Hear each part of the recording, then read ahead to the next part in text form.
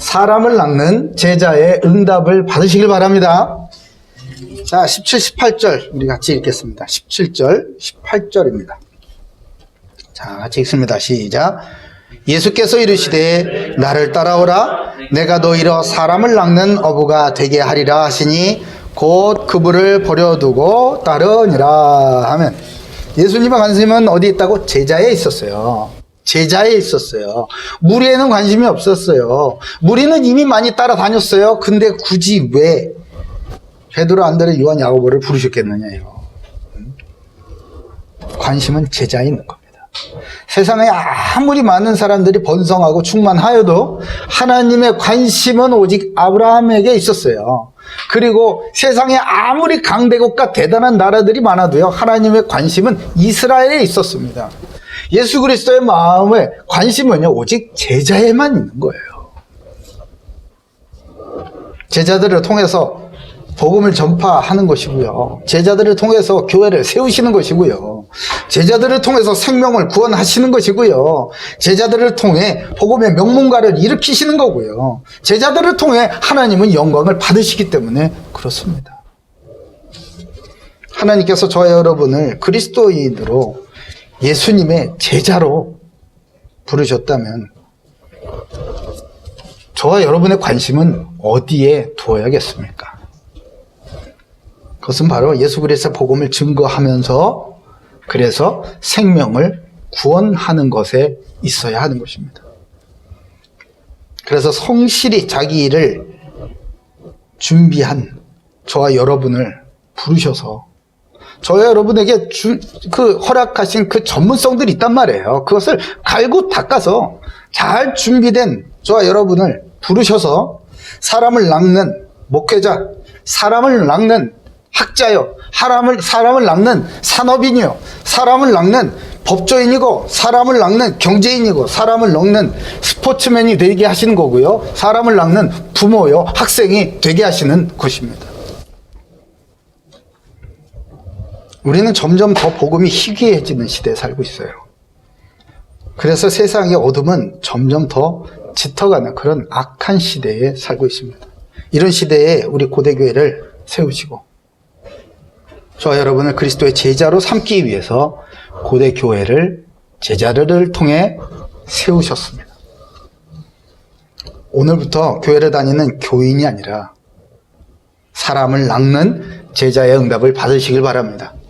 이렇게 해야겠습니다. 첫 번째, 오직 복음에만 반응하시기 바랍니다. 온갖 메시지들, 다양한 수다들을 통해서 우리 귀에 들려올 거야. 너 이렇게 하면 잘 되는 거야. 이렇게 하면 성공해. 이렇게 하면 잘 나가. 이렇게 하면 사람들이 인정해 주거든. 그러나 오직 복음을 얘기해 주는 사람이 여러분 곁에 있기를 바랍니다. 누군가 그 말씀을 붙잡고 여러분을 위해 서로 기도해 주는 기도의 지체들이 있기를 바랍니다. 그리고 그 복음에 적극적으로 반응하셔야 합니다. 오랜 가뭄에 시드는 나무가 단비를 간절히 기다리듯 복음이 내 영혼의 귀에 들려오기를 간절히 바라는 그런 마음으로 말씀에 반응하시고 그 말씀을 붙잡고 따라가시길 바랍니다. 두 번째는 하나님의 부르심에 곧 반응하시기 바랍니다. 하나님의 부르심에 즉각적으로 반응해야 되는 거예요. 어느 날 말씀을 통해 여러분을 반드시 부르실 겁니다. 어느 날 말씀이 내 마음을 요동치게 하고 내 영혼을 완전히 사로잡아서 주님이 인도하시는 대로 가자고 여러분을 강력하게 부르실 때가 반드시 올 겁니다. 다윗이 들에서 목동으로서 성실함으로 최선을 다하고 있을 때 사무엘 목사님을 통해 다윗은 부르심을 받았습니다. 그것처럼 여러분 각자에게 맡겨진 그 일이 있을 거예요. 그 일에 감사하시기 바랍니다. 그 일에 정말 하나님을 찬양하고 하나님께 예배드리는 심정으로 성실히 그 일을 행하시기 바랍니다. 그렇게 최선을 다하고 있을 때 주께서 교회와 또 주일 강단의 메시지를 통하여서 여러분을 반드시 부르실 날이 있을 겁니다. 여러분, 쉬운 건 하나도 없습니다. 쉬운 건 하나도, 단 한 가지도 없어요. 여러분들이 나가서 일하는 그 일터에서 여러분들이 준비하는 그 모든 시험들, 단 한 가지도 쉬운 것은 없는 거예요. 당연한 겁니다. 그리스도인, 더군다나 그리스도인이, 하나님의 자녀들이, 하나님 나라의 백성들이 이 땅에 죄로 뒤덮인 이 흑암 가운데서 살아간다는 게 당연히 어렵겠죠. 그걸 쉬울 거라고 생각을 했습니까? 철이 없는 겁니다. 머리가 나쁘든지 철이 없는 거예요. 꽃길만 있기를 바란다고? 그런 얘기 하지만 그런 철없는 얘기, 귀에 듣기 좋은 그런 얘기에 마음 쓰지 마시고, 여러분 앞에 펼쳐진 그 길은요, 좁은 길이에요. 협착합니다. 어려운 길이에요. 그러나 주께서 함께 하시면 너끈히 이겨낼 줄로 믿습니다. 세상이 아닌 그리스도께 집중하고 또한 부르심을 기대하고 있는 사람은요, 말씀을 통한 그 부르심을 절대로 놓치지 않아요. 들어가라, 나와라, 앉아라, 서라, 이래라, 뒤로 가라, 전부 다 하나님께서 자세하게 말씀해 주시기 때문에 그 말씀을 통해 내가 지금 무엇을 해야 할지, 어디로 가야 될지 분명히 말씀해 주고 계시는 것입니다. 그때에 망설이지 말고 즉각 말씀에 아멘하여 믿음으로 굳게 붙잡고 따라가는 은혜가 있기를 바랍니다. 세 번째는 거룩한 비전에 반응하시기 바랍니다. 예수님은 제자들에게 사람 낚는 어부가 되게 하겠다라는 이 놀랍고도 거룩한 비전을 제시해 주셨습니다. 베드로에게는 너는 개바다. 사람들이 너를 개바라고 부를 것이다. 이런 놀라운 비전을 제시해 주셨어요. 그 당시에는 그게 무슨 말인지 몰랐죠. 너는 반석이니 내 위에 내가 교회를 세울 것이다. 깜짝 놀랄 말씀을 나중에 구체적으로 더 해주셨습니다. 그 나중에 더 뒤로 갈수록 더 구체적으로 말씀해 주시지만요. 제자는 예수님께서 제자에게 거룩한 비전을 주시고 그 비전에 맞게 훈련시켜 가세요. 그냥 되지 않아요. 훈련시켜 가세요. 훈련. 제자는 그래서 예수님을 따라서 사명을 받는 겁니다. 예수님과 함께 받는 거예요. 비대면으로 안 받았다고. 예수님과 함께 하면서 받았단 말이에요. 비대면이 있으면 왜 성경책에 하나님께서 기록하지 않으셨겠나? 왜 예수님께서 비대면으로 천국에 계시고 보좌에 계시고 이렇게 해가지고 하시지? 레포트나 내라 이렇게 하시고 그냥 안 오셨다고요. 같이 드시고 같이 말씀하시고 같이 기도하시고 같이 싸우시고 왔다 갔다 하기만 하면은 됩니까? 왔다 갔다 하기만 하면 그게 훈련이 됩니까? 훈련 받지 않으면 그건 제자 아니에요. 훈련 받지 않으면 전혀 변화가 없기 때문에 그렇습니다.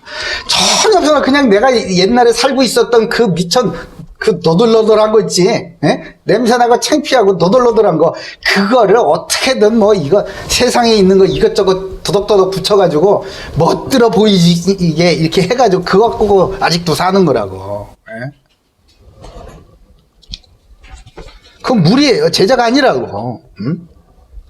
그럼 누추하고 아주 추악한 그 더러운 껍데기를 싹 다 벗어버리고 예수 그리스도 옷 입고 새롭게 되는 훈련받는 제자들 다 되시길 바랍니다.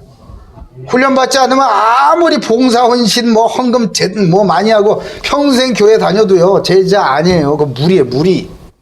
무리라고. 무리는 변화가 없습니다.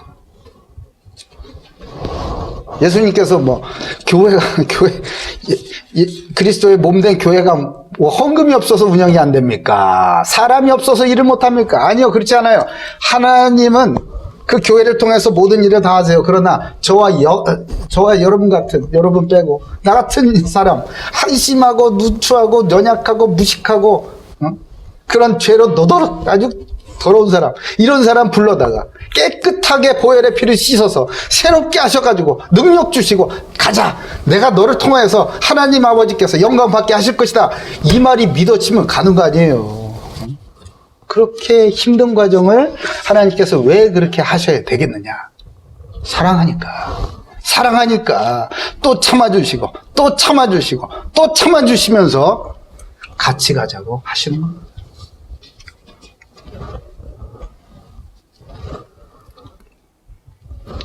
변화없는 열심은요, 그건 아무것도 아니에요. 그리스도 안에서 발견되는 거룩한 비전이 아니기 때문에 그렇습니다.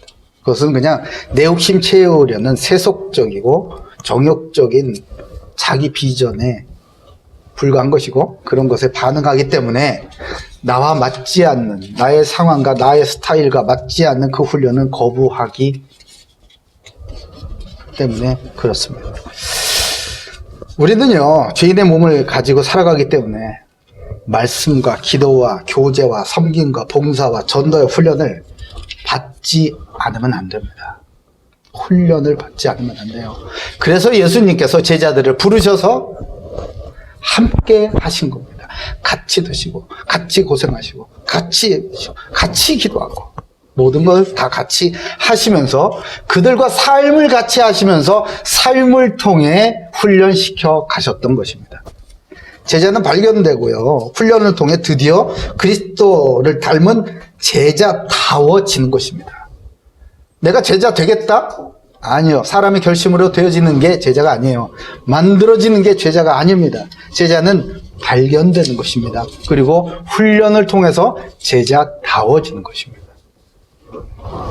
그리고 마침내 제자들을 통해 사람을 낚는 죄인들에게 구원의 복음을 선포하는 거룩한 교회를 세워가는 놀라운 그리스도의 제자들로 세워지게 되는 것입니다. 제자는 예수님의 공생의 사역의 시작이자 열매였습니다. 예수님은 지금도 교회를 통해 예비하신 제자들을 찾고 계시고 부르시고 계시고 그리고 따라올 것을 명령하고 계십니다. 물론 그 길은 좁고 험한 길이에요. 결코 꽃길이 아닙니다. 그러나 예수님은 제자들을 교회의 머리로서 세상 끝날까지 함께 하시고 교회를 통해 보여주신 하나님 나라의 거룩한 비전을 그들의 인생을 통해서 성취해 가고 있는 것입니다. 사랑하는 우리 고대교회 모든 가족들에게 사람 낚는 제자로 부르심을 받는 놀라운 축복이 우리 모두에게 이번 주간에 임하시길 주님의 이름으로 축복합니다. 아멘, 아멘. 하나님 감사합니다. 사람을 낚는 어부가 되게 하리라. 우리가 할 일은 주님을 따라가는 것뿐임을 고백합니다. 우리가 할 수 있는 게 뭐가 있겠습니까? 다만 우리가 가지고 있는 것, 믿고 있었던 것, 미천들 다 포기하고 오직 주님의 말씀에 복음에 반응하며 즉시로 따라가는 착한 제자들 다 되게 주여 축복해 주시고, 주님은 우리를 이 악한 시대에 제자로 부르시기 위하여서 우리를 이곳으로 모이게 하셨음을 믿습니다. 하나님의 음성을 듣고 즉시로 따라가는 용기 있고 담대하고 자랑스러운 그리스도의 제자들이 다 되게 우리 고대교회 가족들 주님 축복해 주시옵소서. 감사드리오며 살아계신 예수 그리스도 이름으로 기도 올렸나이다. 아멘.